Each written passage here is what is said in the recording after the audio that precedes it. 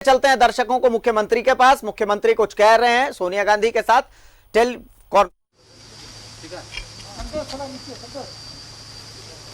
आज संपूर्ण विपक्ष की वीसी हुई है, झारखंड से आपने प्रतिनिधित्व किया है, क्या कुछ बातें रखी हैं? आज हम लोगों के संपूर्ण विपक्ष की एक वीडियो कॉन्फ्रेंसिंग हुई जिसकी अध्यक्षता आदरणीय सोनिया गांधी जी कर रही थी। और ये आज के समय में मुझे लगता है कि जरूरी भी था और ये एक अच्छा पहल भी रहा। और पूरे देश की जो आज के संक्रमण की पूरा स्थिति को जानने का मौका मिला। सभी राज्यों ने अपनी अपनी बातें रखी, हमने भी बातें रखी है। कुछ राज्य ऐसे थे जहां से लोग प्रवासी मजदूर पलायन कर रहे हैं और हम उन राज्यों में से हैं जहां पर प्रवासी मजदूर वापस आ रहे हैं। उनकी समस्या कुछ और है, हमारी समस्याएं कुछ और है। इस बीच साइक्लोन का भी एक जबरदस्त प्रभाव कुछ राज्यों में रहा है और इसके अलावा ओलावृष्टि का भी घटनाएं घटी हैं जिससे बड़े पैमाने पर किसानों को नुकसान हुआ है। और संक्रमण की वजह से तो पहले से ही नुकसान था, बल्कि अब ओलावृष्टि की वजह से और भी ज्यादा नुकसान हुआ। इन सब चीजों को ध्यान में रखकर सब लोगों ने बातें रखी, कुछ एजेंडे, कुछ मसौदा तैयार हुआ है जो आधिकारिक रूप से जो प्रतिनिधि हैं वो आपके समक्ष रखेंगे। दिल्ली से ही उसको प्रेस में जाना है और कुल मिलाकर के विपक्ष की भी चिंताएं हैं। इस संक्रमण में राजनीति को एक किनारे रखकर सभी लोगों को मिलकर इस संक्रमण की लड़ाई में अपनी भूमिका अदा करनी होगी। और ये भी बात उठी कि प्रधानमंत्री विपक्ष के लोगों को भी उनके साथ भी उनका वीडियो कॉन्फ्रेंसिंग होना चाहिए या उनके साथ उनकी मीटिंग और उनकी सलाह उनको भी लेनी चाहिए। और उसके बाद मुझे लगता है कि देश में एक अच्छी इस संक्रमण में अच्छा एक रास्ता तलाशा जा सकता है। और मुझे लगता है जितना अधिक से अधिक जानकारी सरकारों को मिलेगी, केंद्र सरकार को मिलेगी, राज्य सरकार को मिलेगी, वो बेहतर दिशा तय कर पाएंगे। और कुल मिलाकर के किसानों को, मजदूरों को, छोटे मझोले व्यापारियों को कैसे आत्मनिर्भर बनाया जाए, इस पर चर्चा हुई।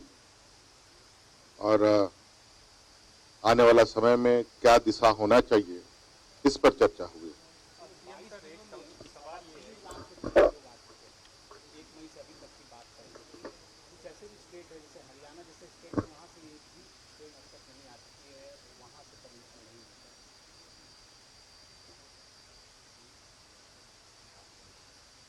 देखिए, ट्रेनों का आवागमन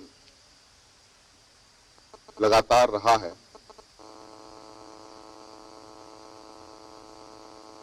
90-100 के लगभग ट्रेन आ भी चुकी हैं हमारे यहाँ और 90-100 की और आने की भी हमारी पाइपलाइन में थी, मतलब वो शेड्यूल भी था। लेकिन अब इसी बीच केंद्र सरकार ने नई एडवाइजरी जारी किया है, जो अब केंद्र सरकार ही, मिनिस्टर ऑफ रेलवे ही अब कहां से कितनी ट्रेन चलेगी, कब चलेगी, इसका निर्धारण करेगी। ऐसा एडवाइजरी राज्य सरकारों को प्राप्त हुआ है।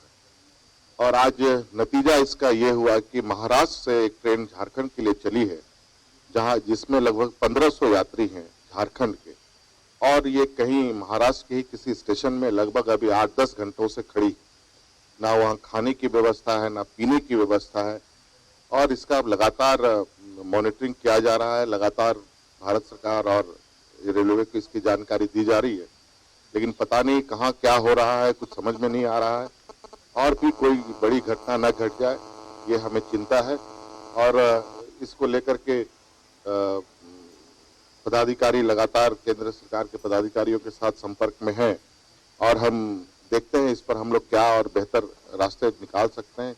अभी हम लोगों का और भी ट्रेनों को आना था, ऐसा नहीं कि हरियाणा से नहीं, पूरे देश से लाने की हमारी मंशा है कि लोग हम जिनको आना है वो आए, और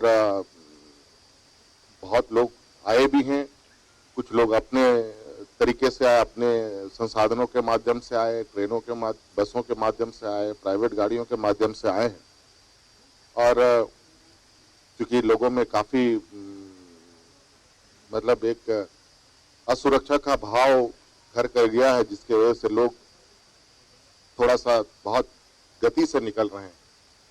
और अभी हम लोग लगातार इस आज की नया एडवाइजरी का असर थोड़ा सा ठीक हमें नहीं दिख रहा, प्रतीत हो रहा है। इसको हम लोग देख रहे हैं, नहीं तो कल फिर केंद्र सरकार से कोई हम वार्ता करके इसके लिए कोई अलग रास्ता राज्य सरकार के लिए तैयार करे, ऐसा हम आग्रह करेंगे।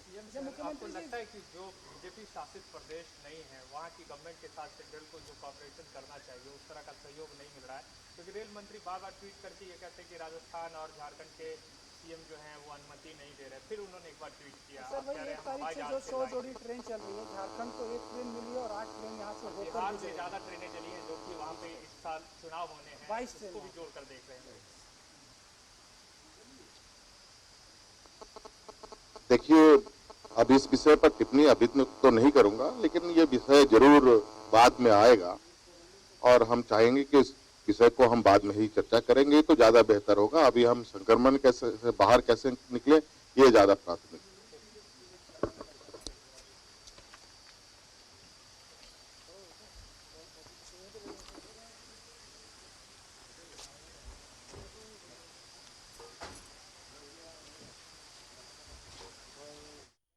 बातचीत की। उन्होंने कहा कि जिस तरीके से ओलावृष्टि में किसानों की फसल खराब हो गई, इस मुद्दे को लेकर के भी चर्चा हुई और ये मुद्दा अब केंद्र सरकार के सामने रखा जाएगा।